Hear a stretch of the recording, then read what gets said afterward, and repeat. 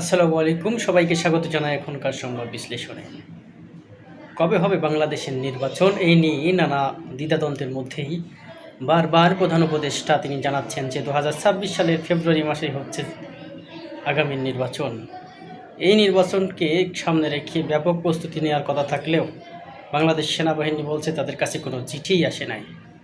সেনাবাহিনী, বিজিবি সহ পুলিশ প্রশাসন যেখানে গুরুত্বপূর্ণ দায়িত্ব পালন করবে তাদের কাছে ঠিক এই ধরনের কোনো নির্দেশনা আসে নাই। নির্বাচনকে সামনে রেখে ব্যাপক প্রস্তুতি লাগে, কারণ আপনারা জানেন ইতিমধ্যে এটা সেপ্টেম্বর মাস চলমান, আর মাত্র এই বছরের 3টি মাস রয়েছে, আর ফেব্রুয়ারি মানে 4টি মাস হাতে রেখে নির্বাচনের কতটুকু গোছাতে পারবে আমাদের অন্তর্বর্তীকালীন সরকার? কি মনে হয় আপনাদের, অল্প সময়ের মধ্যে কি পারবে এটা সম্পন্ন করতে?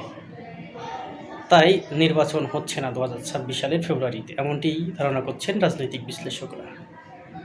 আমরাও এমনটি মনে করছি, কারণ নির্বাচনকালীন সময়ে যে ব্যস্ততা বা যে কর্মকাণ্ডগুলো থাকে সে অনুযায়ী প্রস্তুতি নিতে হয়, ঠিক সেভাবে প্রস্তুতি নিচ্ছে না বা প্রশাসন সেভাবে কাজ শুরু করেনি।